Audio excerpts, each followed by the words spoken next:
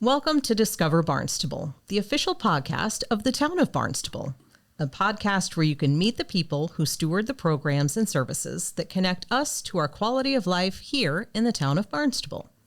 We invite you to join the conversation as we navigate municipal government and our community pathways to help you discover Barnstable. During this season of Discover Barnstable, we're going to give our listeners an overview of the departments that provide programming and services to our residents. I'm Kathy Flynn, and on this episode of Discover Barnstable, we're joined by Director of Public Works, Dan Santos. Welcome. Welcome back to the podcast. No, thank you. It's good to be here. Yeah, Appreciate we're very excited to have you here and kind of give us an overview of your department because it is a very big and very important one within the town. So what would you like us to know? Well, there's lots of things that I can share with you about what we do. We're one of the larger departments, and right now we have about 160 employees, which next to the schools and police, we're getting as to one of the larger departments and one of the larger budgets as well. But we're responsible for all kinds of things throughout the town. That's why we need so many people. And ultimately, our role is to maintain the community's facilities. Mm-hmm. That's what Public Works is really responsible for, or what's also known as infrastructure. Mm-hmm. And that includes, the roads we drive on and the buildings and things like that. But we do that by being organized into 6 different divisions. And so the first division, what people mostly think of when you talk about Public Works, is the Highway Division. And so what the Highway Division does is they're responsible for all the roads and all the catch basins and the drainage on the roads, any of the roadside mowing that occurs during the year. If you think about Route 132, that big median in the middle with all those plants, we take care of all that. And one of probably the most important thing we do is through the Highway Division is manage the snow and ice program. Where such an important one too. Exactly. In the wintertime, when the weather's cold and we start getting icy conditions, it doesn't have to snow for us to be called out because you get black ice, which is probably more dangerous because it's not as obvious to the driver. So we're out there salting, and that's how we usually address black ice. And we also, before storms, we salt as a pre-treatment so that the snow doesn't stick on the road. So that program is very big. And depending on the winter, it can be enormous. So, for example, the last few winters, we haven't had much snow. So it's been relatively calm. I wouldn't say easy. But the last real bad winter we had was in 2015 with Juno. And I remember I pretty much was in my office for a month. Oh, wow. It snowed every Monday after that big storm, and we had crews every 12 hours on and off. But we're ready for that. So we like to think of ourselves as the arm and legs of the town. Mm-hmm. So we respond like first responders in any emergency. And typically they're weather-related, but they can be other things. But snowstorms, hurricanes, we've had tornadoes. Mm-hmm. So my staff is prepared to get our community back up and running in whatever way it takes. And sometimes that means we have to get experts involved, consult. So if we had a hurricane come through and we lost, and this has happened, hundreds and hundreds of trees, I don't have the staff to deal with that. But we have on-call contractors, like with a tree service, that can come in and help us out. So either we do it or we know how to get the jobs done. So that's the Highway Division. The other big division is the Structures and Grounds Division, and they have lots of responsibilities. They manage, operate, repair all the buildings that the town owns, and there are many of them, including the town hall, the SAB, and the JFK Museum, which we don't run, but we own the building, so we're still responsible for it. All the grounds in the town, the recreation facilities, that includes both indoor buildings and outdoor facilities. We also do all the municipal trash pickup. So all the town buildings have dumpsters, and we have a trash truck that collects all that trash and brings it to where it gets disposed of. Then finally, we're responsible for the cemeteries. And a lot of people don't know this, but in the town of Barnstable, we manage the cemetery program completely in that we sell plots to people who want to have plots for their loved ones or themselves. And we also do the burials with town staff. A lot of other towns contract that out, or they're private cemeteries. And I think we have 16 cemeteries. They're not all active, right, but between historic cemeteries and active cemeteries, we have that many. So that's a big responsibility that we do in-house. They have the water supply division, and that provides drinking water and fire flow, fire hydrants for the Hyannisport, West Hyannisport area. There are 5 other water districts in town, so we don't supply water for the entire town. And those other districts are based on the fire districts, and they have affiliated water districts. Okay. But anyway, we take care of Hyannis, and we have about 7,000 customers. But one of the issues there that came up about 10 years ago, and I'm sure your listeners and people have heard of the PFAS issue, and that's groundwater contamination from firefighting at the former firefighter training area that the county ran for many years, decades in fact. And there was also some spills at the airport of foam that they use for aircraft firefighting. And that material's gotten into the groundwater and got into our drinking water supplies in the past. But all of our supplies now, since we identified this, have been they have treatment. We've built treatment plants, so we didn't supply any water once we knew about this that had PFAS in it. We shut those wells down and only supplied water that was clear of PFAS. In fact, as a result of that, we had to buy water for a time from Yarmouth and from COMM to supplement our own water. But now all our wells are back up, and they're all being treated and PFAS free, which is great. And it's really we're way ahead of this nationwide on getting this done. Even before it was required, we felt like it was not something we wanted to have in our water. So that's a big job. We operate that division with a contract operator. So I have a supervisor of that division, and he has an assistant, but that's the only town employees in the water supply division. We have a large contract, and you may have seen the trucks around, Veolia, and they do all that operation work and maintenance and repair. We have the Water Pollution Control Division, which is basically our sewage collection system and treatment plant. And the wastewater treatment plant over on Burses Way has been there since about 1934. So 90 years we've been treating wastewater in this town. Started with downtown Hyannis, Main Street basically. They realized early on that we were going to have wastewater treatment to have kind of it was small at the time, but for Cape Cod it was the city, right? And we've been operating that ever since. And that's huge lately because of the comprehensive wastewater management plan, which will be expanding our services throughout town. We're going to be adding about 12,000 new properties to our wastewater treatment collection system and treatment. And we're going to be putting state-of-the-art treatment there. Right now we have a really well-run plant. We comply with all the state and federal standards. But in the future, we're actually going to kick that up to get as much nitrogen out of our wastewater as possible by technology. So you won't be able to do better.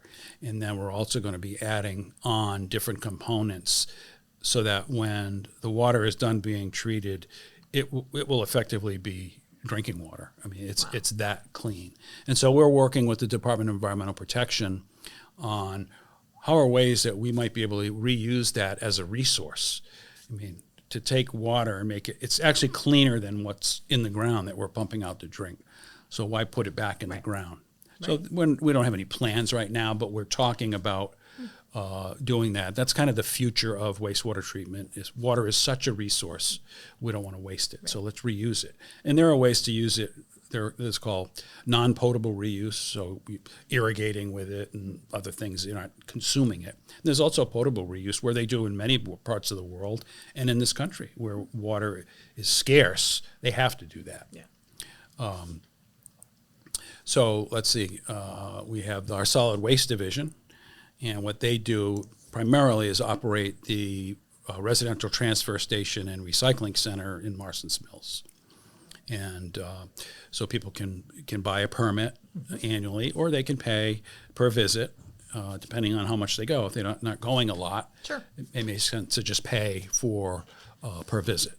And so we take we take municipal solid waste, which is trash. Everyone has in their home, and they either hire a company to pick it up, sure, or they bring it to our transfer station. That's really the two ways people do it.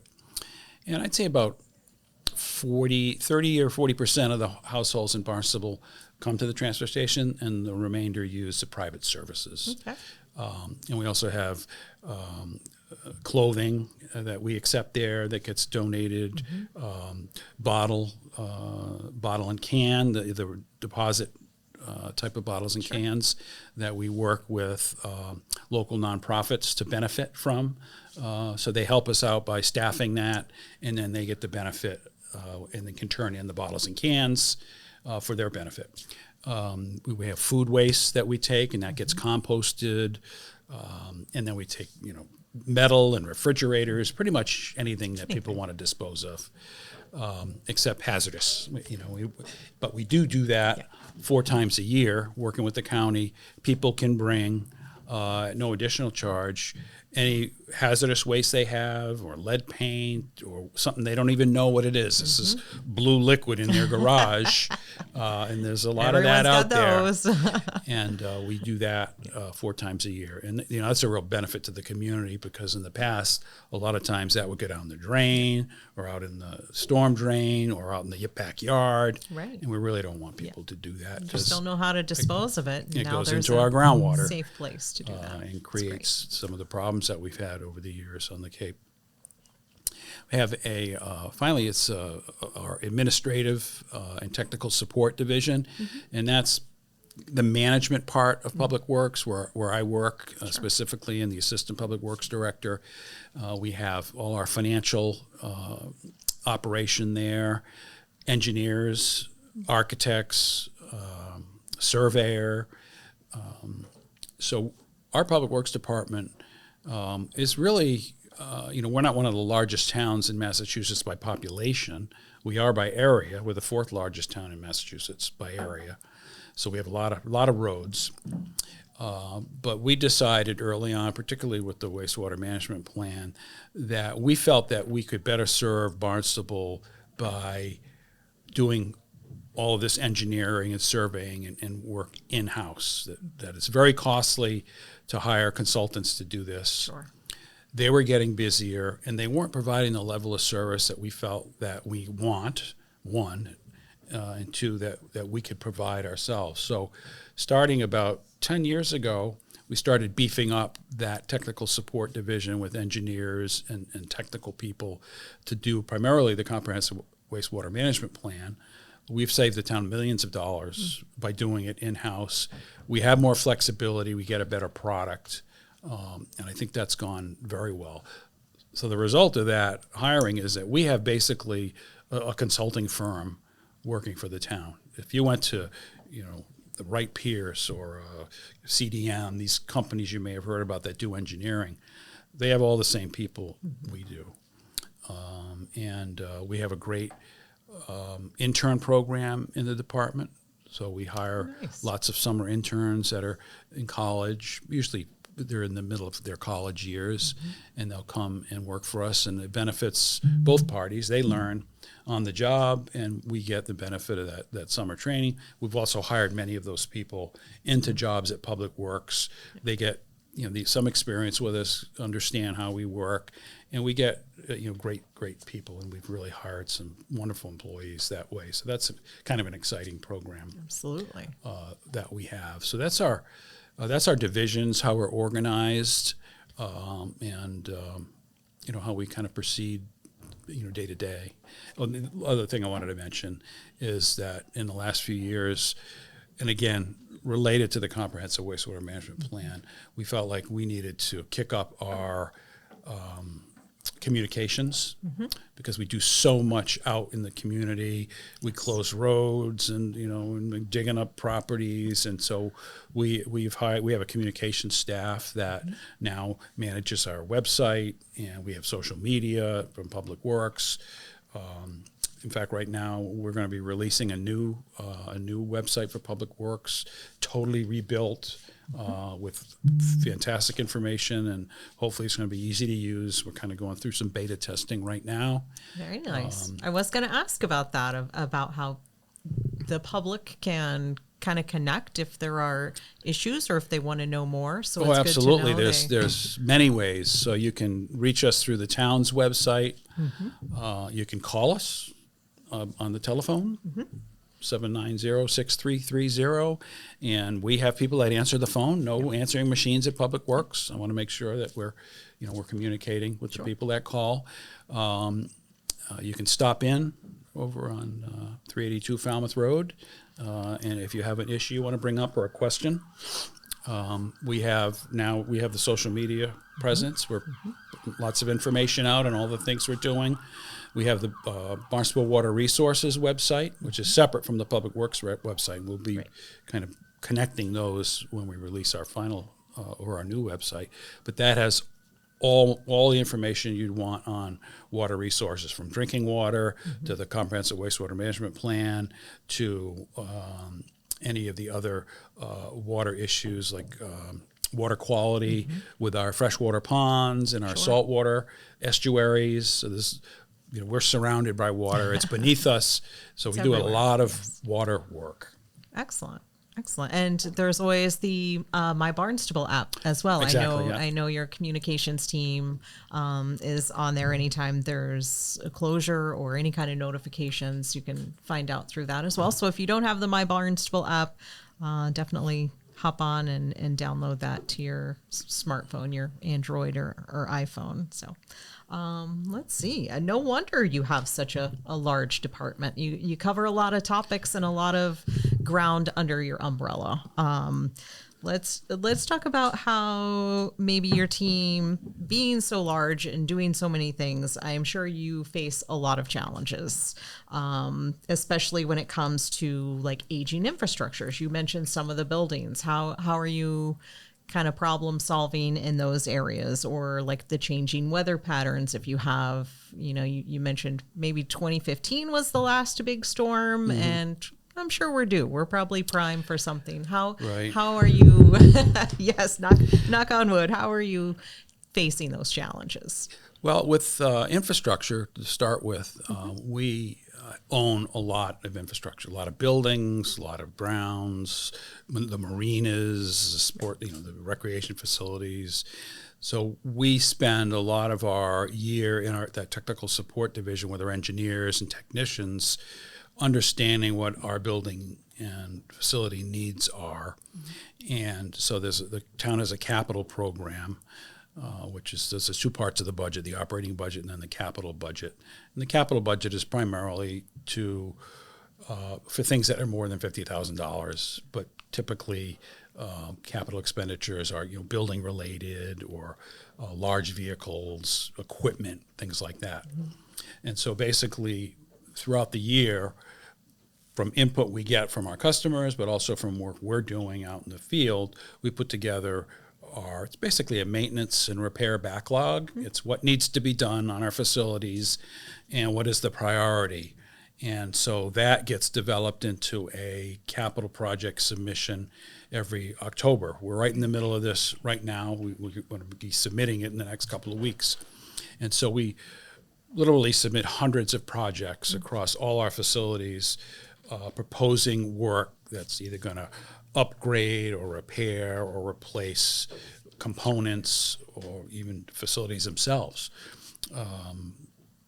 One of the things right now we're working on is this new regional police dispatch center. Right. well, that's being done with our town architect, and we're doing all that work to get that facility ultimately constructed. So that's another capital type of project. So we kind of understand what needs to be done, and then we work with committee in the town, at department heads and the town manager's office, and then ultimately the town council to prioritize that.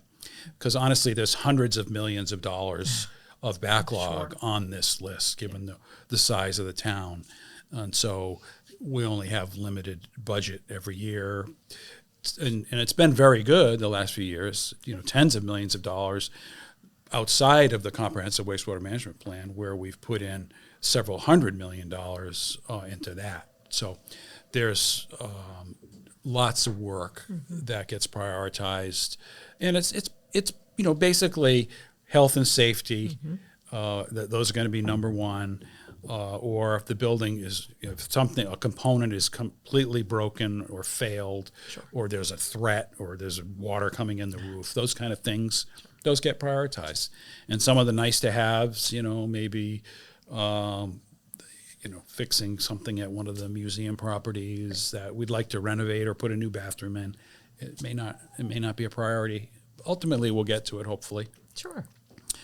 And then the weather is important, and climate change is something we think a lot about, resiliency. The biggest place where we've been hit there is in the rain events. And we've gone through a drought. Sure. But we've also had times when there's been more water than we can handle. And what we've seen mostly is in the rain events that are just overwhelming, deluge rain events where we get enough water in a few hours that we would normally get in a couple of days, or and they have different terms for these. 100-year storm. Sure. That means that's in 100 years you'd get a storm of that nature. Now we're getting them every 20 years, so that means that's much more complicated.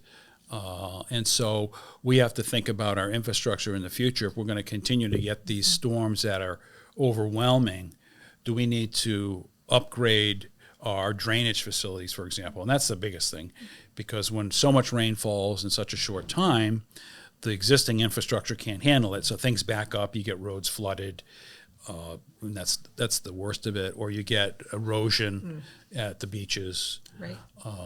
And so we're thinking about how to address those issues. One great example is we just had the groundbreaking, or the project kickoff for the Sandy Neck. We're moving that parking lot back away from the ocean because there's erosion that occurs with worse storms in the future. We did some modeling to predict that parking lot would at some point get wiped out. So let's get ahead of that, and while we can, and let's move it before that happens. Right. Because once it happens, then you're scrambling, and it's very, it's difficult to get things done in government, quickly. It's just processes that have to go through. So we're in the private sector. Parking lot washes out, you just go fix it. Well, we have to make sure we have the money, and you have to go through procurement, and so you want to be ahead of these things. Of course. And so that's one project where we're doing that. Okay. It's kind of like your own household. You think of all the things and how expensive it gets very quickly, and if you can be proactive in a lot of these things, it's usually cheaper in the long run. So I have a long list at my house. Nice. Yeah. So it's great that the town is putting as much thought into all of its infrastructures and programs and everything that is encompassed within the DPW. So that's great. Yeah. Wonderful. Is there any one thing maybe on your wish list that you wish the listeners and residents knew a little more about, that your department does that maybe they don't know you do? I know you touched on the cemeteries. A lot of people probably don't know that program is... That's true. The HYCC, we do a lot there. That's a very major facility, two ice rinks. And ice is not easy to make, particularly in the summer. So, we're... Sure. We have a lot of people there, a lot of time spent there, and contractors to keep that up and going. One of the challenges I think we have is personnel. And it varies.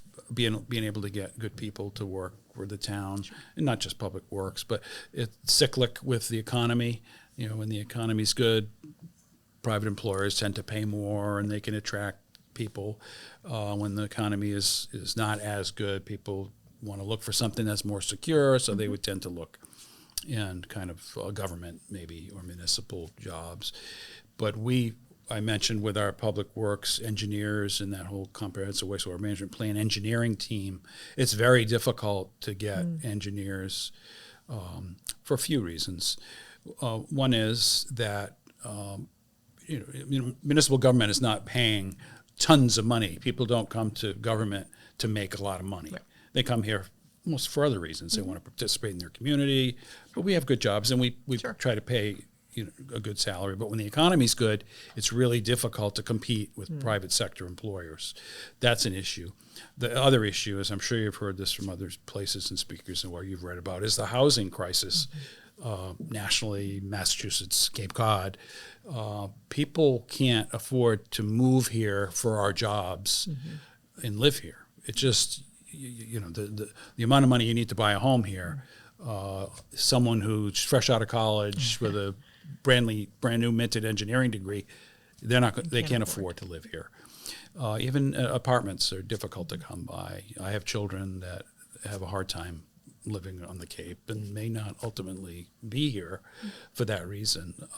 So it's something that the region needs to wrestle with, and I know they are. Yeah. But it's a reason that we have difficulty keep bringing in new employees. So the people that we can hire tend to be people that have lived here and especially the younger employees that have parents, so they have a parental home, so they get to live with their parents until they can get more established, make more money, and hopefully afford a place on their own. So that's been difficult. We have some jobs that we've had vacant for up to a couple of years. Wow. So that's probably one of the biggest challenges we have. Okay. We know what we have to do. We're ready to do it, but we can't find the. Now you might say, well, you could hire consultants to do some of that. They're having the same issue. Same challenges. Yeah. Sure. Consultants now, while you might be able to go to them, something that they may have been able to do in a couple of months, now they're a year out. So there's a backlog. Sure. And so a few challenges that way. So it's important, I think, for people to know that we're always trying to figure out how to get and retain good people. We have a fantastic staff, really dedicated to this town. And, it's hard. There's a lot of work to do. And, we do the best we can. We get great resources from the town council. They're very good to us. But like I was talking about the backlog, it just can't do everything all at once. Sure. And so we spend a lot of time prioritizing and responding, working with the town manager's office to understand what's important to the council and, meeting the needs of the community that way. So I guess that's a good plug to check out the open jobs there on the Town of Barnstable's website. Yes, see if there's something that you're compatible with. And thank you for this amazing overview. And I know as a return guest to Discover Barnstable, you have experienced our bonus question before. This season, our bonus question is asking you to think about the town as a whole, all the departments, divisions, the jobs, the people. Is there a particular place or person or job that you would like to know more about within the town? Be like, I would like to know more about fill in the blank. I'd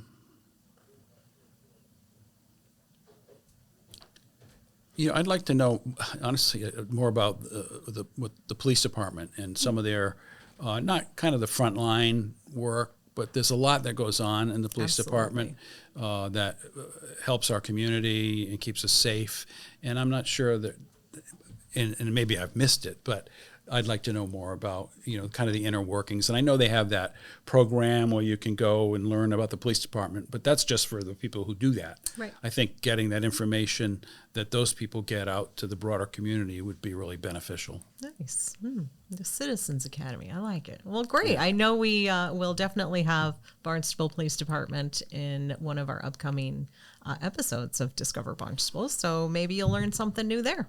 Great. Dan, thank you for being on the podcast today. Yeah, my pleasure. You're welcome. We hope all of this knowledge that Dan's imparted has maybe given you a better understanding of the town of Barnstable. And thank you, our listeners, for spending time with us and listening to Discover Barnstable, the official podcast of the town of Barnstable.